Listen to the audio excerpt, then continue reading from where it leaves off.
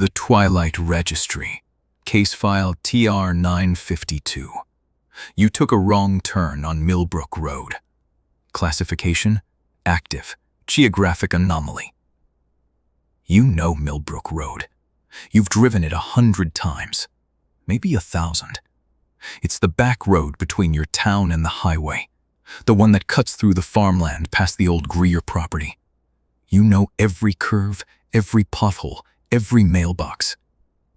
So when you take the turn past the Greer place and the road keeps going, longer than it should, straighter than it should, you notice.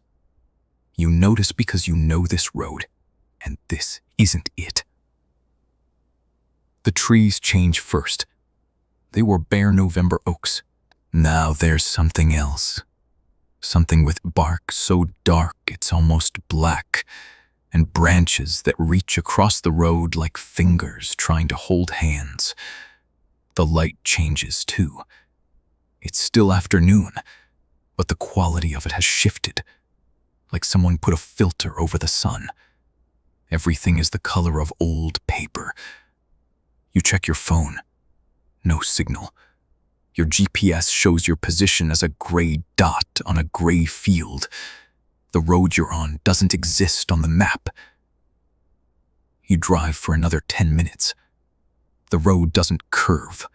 It doesn't climb or descend. It just goes flat and straight and endless, like a line drawn by someone who didn't know when to stop. Then you see the sign. It's wooden, hand-painted, mounted on a post that leans slightly to the left.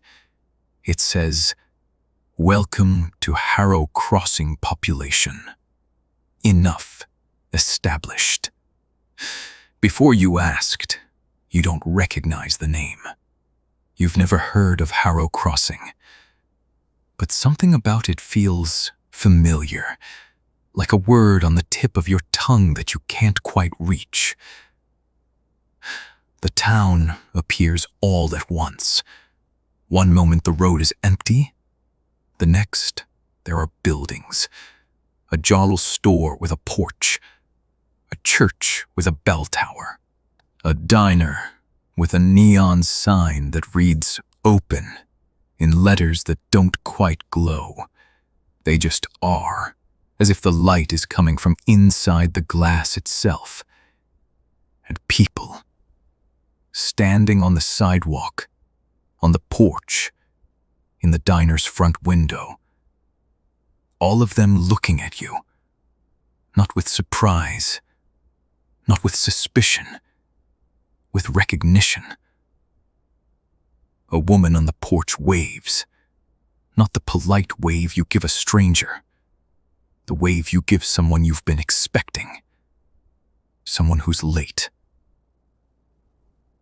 You stop the car, because the road ends, not in a dead end or a barricade. It just stops being a road and starts being a town square. The asphalt gives way to cobblestones that you're sure weren't there a second ago. The woman from the porch walks toward you. She's maybe 60, with gray hair pulled back, and a dress that looks handmade, not in a crafts fair way, but in a way that suggests she's been wearing that style of dress for a very long time. And she made it because the alternative doesn't exist here. "You made it," she says. "We've been setting a place for you."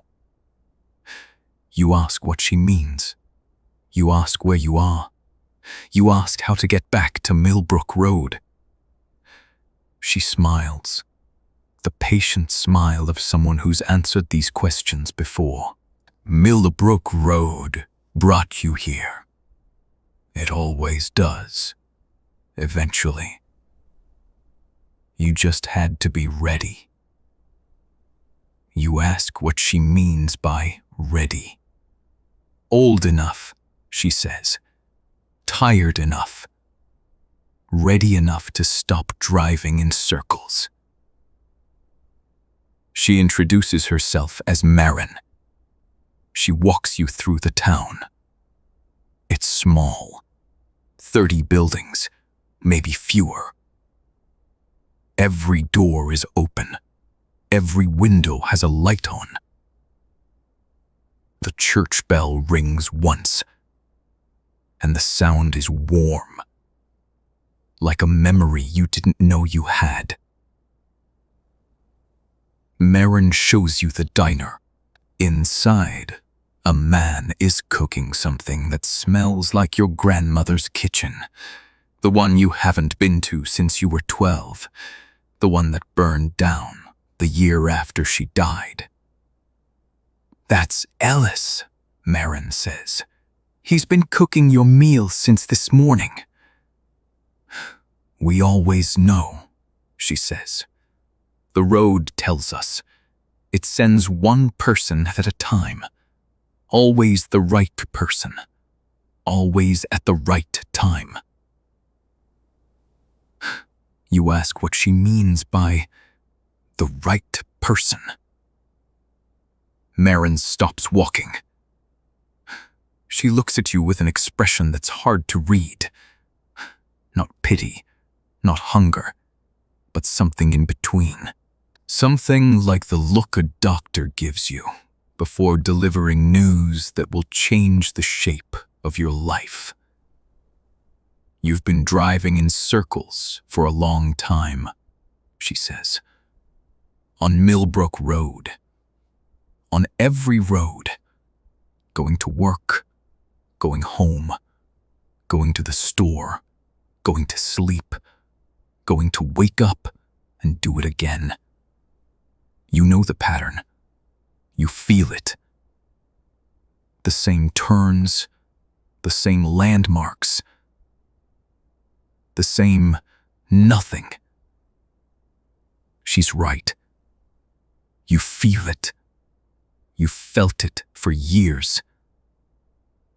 "Harrow Crossing is the end of the road," she says. "Not because the road stops, because you stop. Here, the circles end. Here, the road goes somewhere new." She shows you the guest room. It's in a house at the end of a row. The last house. The one with the garden that shouldn't be blooming in November.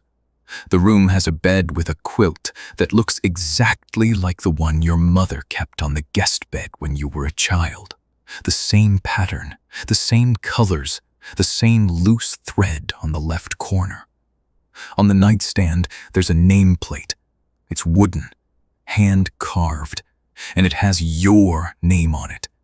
Not a nickname, not a shortened version. Your full name, middle included, spelled correctly. "Who made this?" you ask.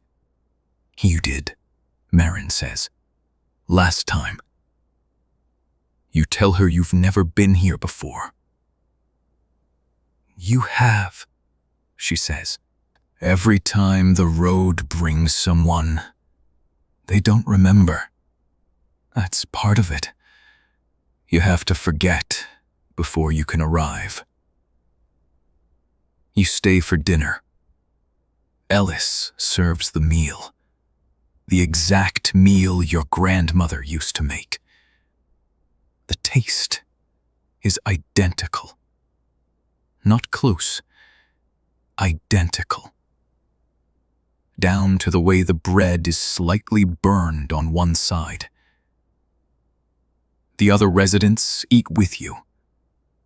They don't ask questions about your life. They don't seem curious about the outside world. They talk about Harrow Crossing, the weather, the church bell, the garden. They talk as if they've been here forever. As if the outside world is a place they used to visit and stopped bothering with. After dinner, Marin walks you back to the guest room. She says, "You don't have to stay. The road is still there. You can leave in the morning. You ask, what happens if you stay? Then the circles stop, she says. And you stop being someone who drives.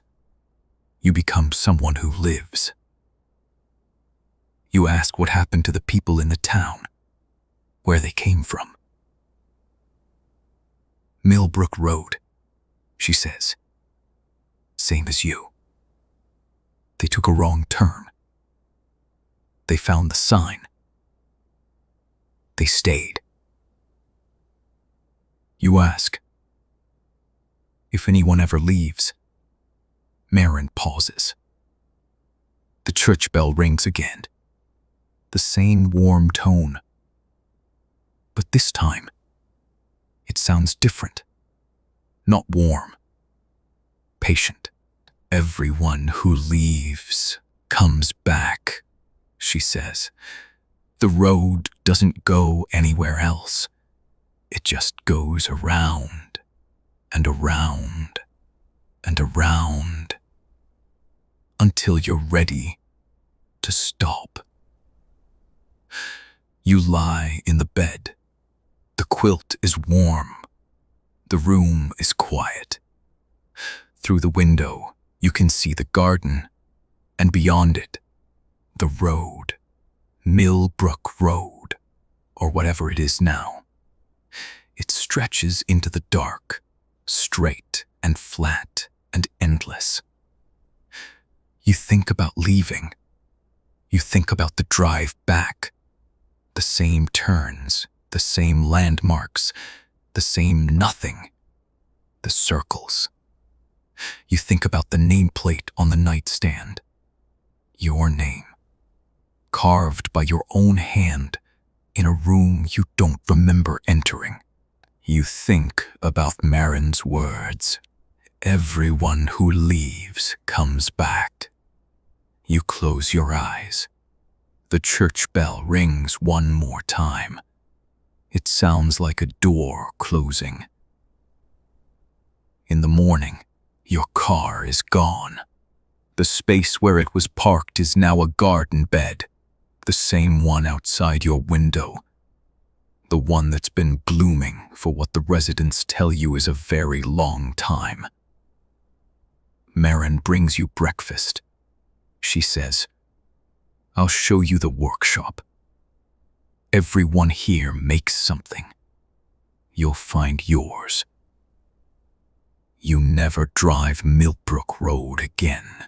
But sometimes, late at night, you hear the engine of a car that isn't yours, passing through the town square, slowing down, stopping. And in the morning, there's a new nameplate on a new nightstand in a new guest room. The road has sent another one. The Twilight Registry has classified this geographic anomaly as active and self-sustaining. Millbrook Road remains a public highway. Harrow Crossing appears on no map. If you drive Millbrook Road and the trees change, if the bark turns black and the branches reach overhead, do not stop. Do not look at the sign. Do not let the road take you somewhere new. Turn around. Drive faster.